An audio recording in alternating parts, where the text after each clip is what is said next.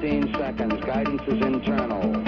12, 11, 10, 9. Ignition sequence start. 6, 5, 4, 3, 2, 1.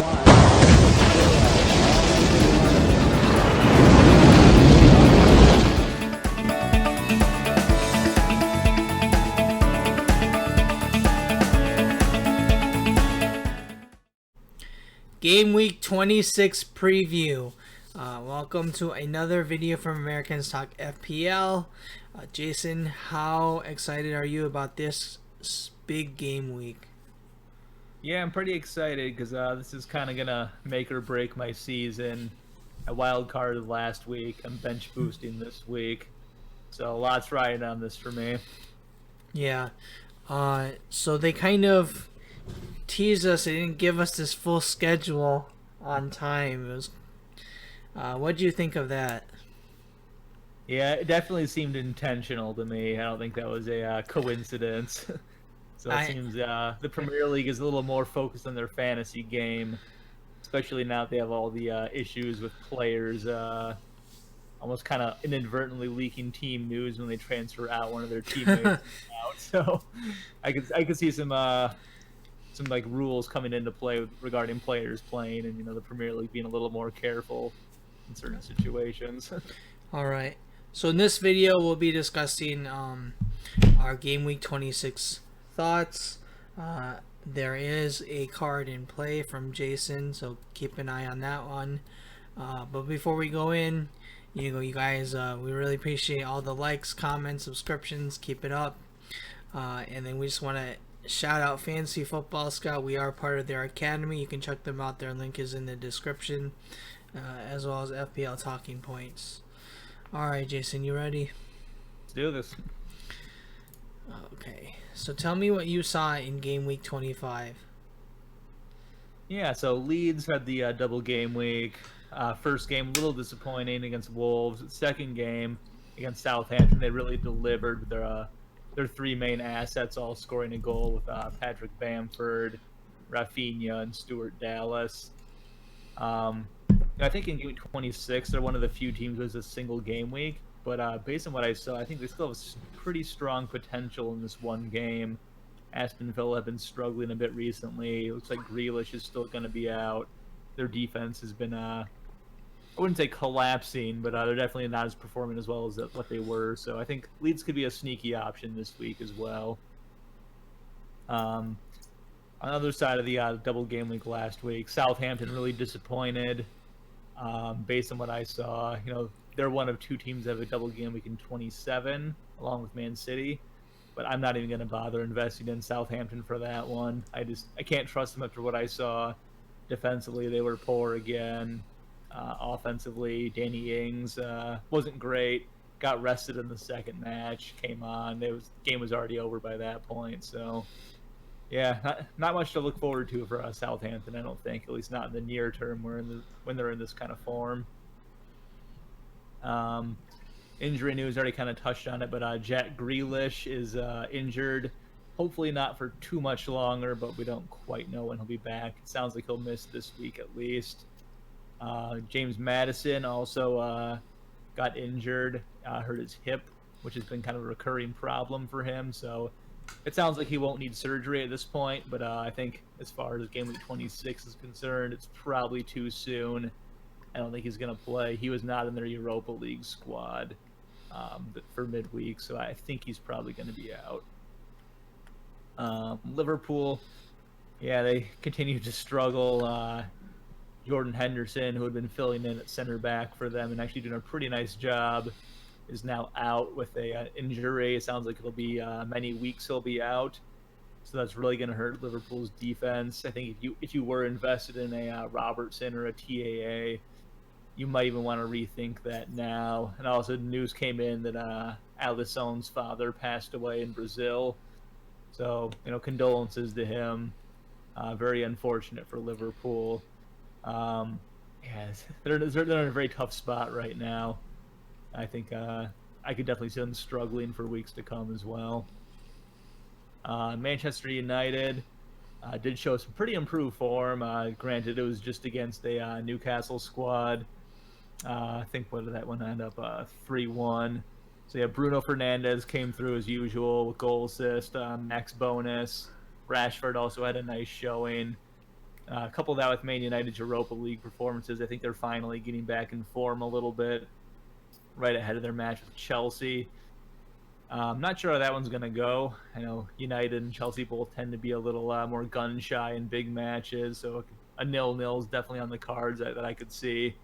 But at least Man United's attack has been a little more encouraging lately going into that one, so hopefully good things will happen there. Then the big news on the doubles. Double game week 26, as most of you probably know by now. There's 14 teams that have a double game week, so hopefully you plan for this one. If not, you still have some time to play a chip if you need to, make some transfers. This is going to be the last huge double game week of the season, so this is definitely the time to kind of go all in for it. Yeah. So it's definitely a huge decider game week, pretty much, right, Jason? For sure, yeah. Like there will be other double game weeks, but this is definitely the last huge one that's left of the season, unless there's some COVID-related postponements or something like that. Yeah, I doubt that. At this point, it seems like it's a little more doubtful than what it was earlier in the year. Yeah. Double game week 27, City Southampton. But you're kind of cold on Southampton, correct? For sure, yeah. I'm not going to go out of my way to invest in them at this point. I think City, you need to have a triple up on them because they have a double game week in 26 and 27. Even if there is the Pep Roulette, you still have 4 games in 2 weeks from them, so you're going to get some points.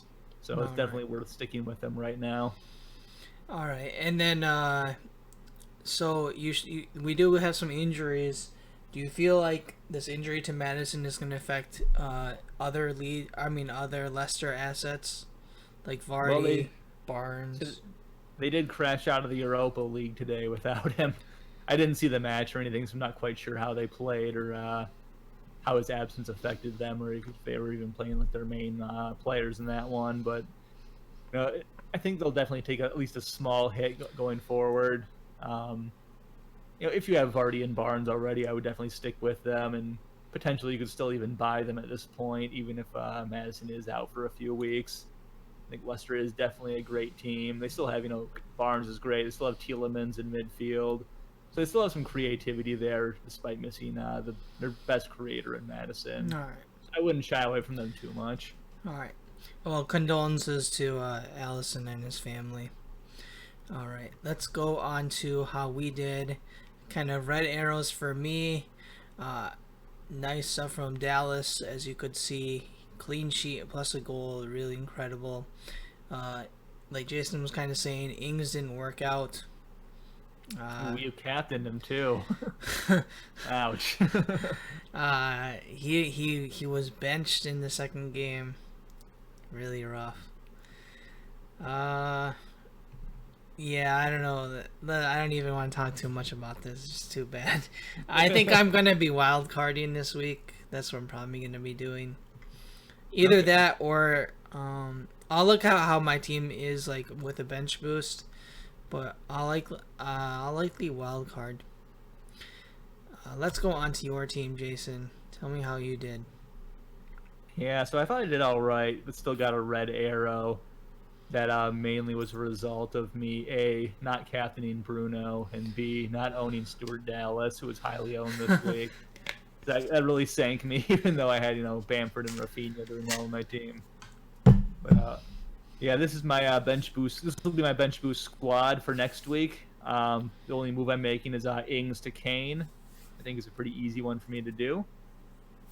So with that said, this is my bench boost team with that one change. I'm pretty happy with that. Everyone I own is going to be playing 2 matches except for Bamford and Rafinha, who has single game workers. Still have a pretty nice fixture against kind of a struggling Villa side right now.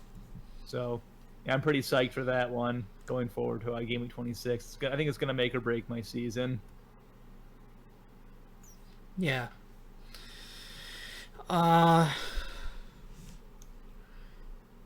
So just one transfer for the week, is that correct? Yeah, I have one free transfer to use. So I'm going to do Ings to Kane. I think Okay. that's all I really want to do at this point. All right. All right. So you kind of talked a little bit about the schedule. Anything you want to highlight with the schedule? Yeah, so obviously we have the double game week right now, which is dominating everyone's team selection. So kind of looking a little bit beyond just game week 26. Aston Villa do have a pretty nice run of fixtures, including a game in game week 29, in case you don't have a free hit left or don't want to use it. So keep that in mind. Hopefully Grealish is back sooner rather than later. But until he is back, it's a little tough to trust them. Everton do have a pretty nice fixture run here, especially in 26, where they have Southampton and West Brom. I think that makes Calvert-Lewin a great pick, along with Luca Digne, who's playing very high up the field right now. And even coming out of game week 26, Chelsea's going to be tough then after that. They have a few nice fixtures. Leicester, at least in the short term, have a pretty nice list here. That's why I was saying, even with Maddison out, I still wouldn't be too afraid of going for a Barnes or a Vardy. You know, they're double. They have Arsenal, Burnley. Coming out of that, they have Brighton and then Sheffield. So it's a pretty nice short-term list right there for Leicester. And then Spurs are another team to highlight. You know, their double game week, they have Burnley and Fulham, which is pretty enticing. Then after that, Crystal Palace, Arsenal, Villa, Newcastle. And that includes a match in game week 29 in case you don't have that free hit again. So definitely a team to target there. And I think if you really look down the list for game week 29, I think you could really get away with not using your free hit in that one if you're already stocked up on your Leeds assets from game week 25. Get your Spurs assets in for 26. Hold on to some Villa ones. Make a few more moves here and there, and I think you can get through game week 29 without a free hit. But that's me just kind of spitballing right now. Free hits still might come into play for me, but at this point, I'm kind of liking the look of kind of riding it out at this point. Now, do you feel like there's going to be, you think there's going to be more double game weeks announced? Is that correct? Yeah, probably nothing too major from what I've heard. Maybe it'll be something that I can save my free hit for another one of the double game weeks down the road, or even save it for the final week of the season, which I did last year, and that paid off pretty nicely for me. So it'll all kind of depend. Like, lots can happen in these next, 3-4 weeks before the blank game week. So we'll kind of see what happens. That's all true. Okay. So Jason, tell me a little bit about the watch list. Any new additions? Let's see. I think Calvert-Lewin's new now that he's kind of proved that he's healthy and in good form. With Everton's great fixtures we just saw, I think he's a great option to bring in. I even beyond the double game week of last week, I still like Rafinha a lot as an asset right now. I think he's playing really well. He's creating a ton of chances and a lot of big chances as well. So I think he could be a potential hold for a while for me. At only 5.3, he's a great value right now. And then I'd also mention Ricardo Pereira back from injury. I think Brendan Rodgers has said he's going to kind of manage his minutes a bit, but he's playing really high up the pitch right now for Leicester. Got a lot of shots on target and chances created in his last Premier League match for them. So I think he's definitely one to keep an eye on for the rest of the season at this point. Yeah, that definitely seems like a good one to watch out for, Pereira. What do you think of this Leicester City team? Do you feel like they're going to maybe be in the Champions League next year? At the rate they're going, unless they suffer more injuries, I would say yes. I think they're a top 4 team right now. Obviously, West Ham's playing well. Liverpool and Chelsea are probably going to climb up at some point. And then, Man United could still potentially fall as well. But I think when it's all said and done, they'll probably be in the top 4. Wow. Yeah. Wow. That's quite the pick. Wow. All right. So, Jason, tell me your game week 26 checklist. How do I get green arrows? Yeah, first thing, we'll out the video with this is a week to use a chip, so figure out which one you're gonna do and start planning around if you haven't already. Bench boost. This is probably the last great time to use a bench boost that I see, just with how many double game weeks there are. That being said, triple captain's always a great option as well. Like for you, if you have a wild card left, now might be a great time to use it and kind of maximize your first 11 for this week. So yeah, even a free hit, I guess, if you wanted to, but I'd rather save the free hit at this point. Second, I think it's time to get back in on the Spurs attack. You know, they've been a little out of form recently, obviously, but Harry Kane was out for part of that. Now that he's back, I think they'll get back on track, especially with their kind of fixture run they're going to go on now. So hopefully the fixtures kind of create the form for them, is what I'm hoping. Still not sold on them defensively quite as much. That's why I'm just mainly focusing on their attack right now. I do think it's time to ditch your West Ham assets if you have them. Nothing personal against them because I do love them, but they don't have a double in 26. They do play in 29, so that could be a potential reason to hold on to them if you really needed to. But they also have pretty tough fixtures coming up, and I just don't trust Antonio's hamstrings right now. You know, he did play in the last match, but it's just hard for me to invest in him when he seems like he's going to be in and out of the lineup so much. I'm just a little worried about that. So, yeah, it might not be a long-term ditching of the West Ham assets, but at least for right now, that's what I'm doing. Fourth, I would say don't overlook Leeds in the single game week. And I know when the double game weeks come, people tend to just load up on the doubles and kind of get tunnel vision on that. But Leeds do have a pretty nice fixture against a kind of struggling defensive team in Villa right now. With the form Leeds showed against Southampton, I think they could be due for some nice returns for your Bamford, Rafinha, maybe Stuart Dallas again. So I would definitely hold on to them and potentially play them as much as you can. I wouldn't be afraid. I'm bench boosting with two of them, so I'm definitely pretty confident in them this week and going forward. Okay. Lastly, the captain. This is a tough one this week. I see a lot of pretty good options. I think I'm personally going to go with Bruno Fernandes. I just feel like he's the safest option. He plays 2 games, obviously, and he just never really blanks 2 games in a row. So Crystal Palace, I think they tightened it up a little bit in their last match, but over the past 6 matches, their defense has been very porous. Chelsea's going to be a tough match for him, but I could definitely see that being like a 0-0 or a low-scoring game. But if anyone's going to do anything for United, it'd be Bruno that I would put my money on, obviously.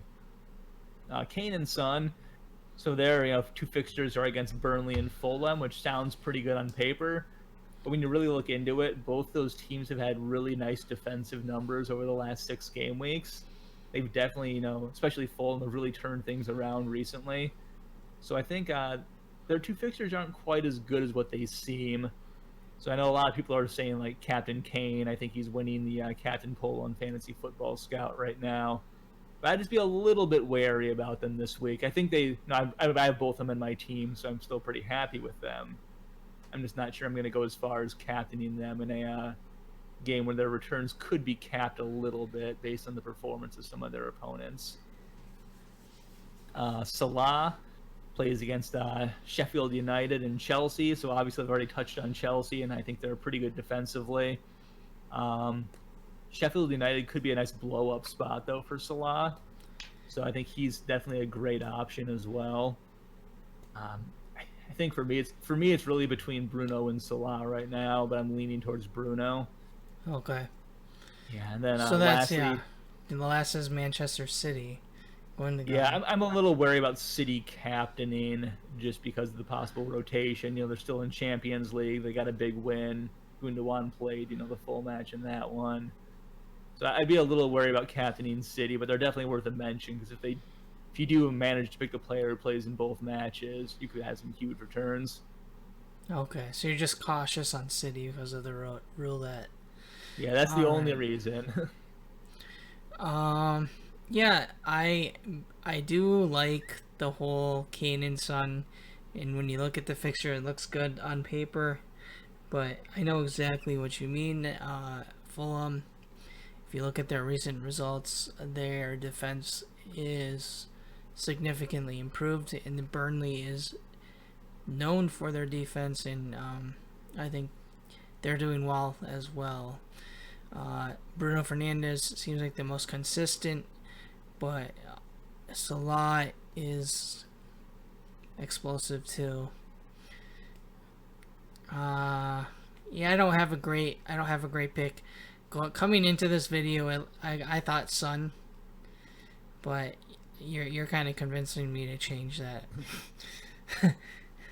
Yeah, I think Son's only scored 1 goal in his past 8 matches as well, so he's not exactly in the best form of the season. Okay. Yeah, actually, one more shout out I'll have for captains, possibly Dominic Calvert-Lewin. I didn't list him on here because I don't own him, but I probably should have. But Everton plays against West Brom and Southampton, so I think if you want to go a little more differential route, that could be a nice option, a little sneaky pick. All right, Jason. Your top recommendations for the next 4 game weeks. Yeah. So this one, everyone's having a double game week, so I just kind of went with the big options, and Bruno, Salah, and Kane. Pretty obvious. Not much thought was really put into that because it seems like it's pretty easy to select. I think Gundogan is very much on the bubble now that he's healthy, with City having 2 double game weeks in a row. But like I said, rotation probably will happen for them, more so than I think would happen for Spurs or United. So that's kind of why I have Bruno and Kane on there as well. I just feel like they're gonna start and play every match that they can. How about a player like Kevin De Bruyne? That's we're kind of seeing coming back. Yeah, I think I want to see him, get some consistent minutes before I would want to bring him in. I think he's just being eased back in from his hamstring injury. So even with, Pep Roulette as normal, it's going to be like Pep Roulette on steroids right now with Kevin De Bruyne, I think. So I'd just be very cautious with him right now. I think he's definitely not going to be playing too many minutes because I don't think they're going to want to have him, re-injure himself right away. Okay. All right. All fair and excellent decisions. All right. Quick shout out to our fancy league here. Aaron Millis, our Andromeda FC, tops the charts. Jason, we see you in 9th. Obviously, I keep dropping. We don't need to discuss my rank anymore for now. I think that pretty much wraps it up for this week. Jason, any kind of final thoughts? Yeah, I just kind of bang the same drum I've been banging most of the episode. If you're going to use a chip, this is your week to do it. It's the last big double game week likely of the season, so this is kind of when I'm going all in. So I think if you're chasing green arrows, now's the time to chase them hard. You're in on the bench boost, correct? Yeah, bench boost. I got 13 players with a double, and then Bamford and Rafinha with a single. Okay. So I'm really hoping for a nice big green arrow this week because this is my best chance, I think, to really climb the rankings. All right. I think that'll just about do it for us. Take care, guys. We hope green arrows for all you guys. Please remember, subscribe, comment, follow us on Twitter. If you got any questions, we'll be happy to answer them there. For sure. And if Birat does wild card, he'll post his team on there for you guys to see it. I definitely will be doing, at least whether it's a wild card, or I'll have to see how my team pans out with the bench. If the bench boost seems like a lot more logical option, but I think wild card probably seems the best option for me right now. I'll definitely post that kind of stuff on Twitter. I might even do a live stream.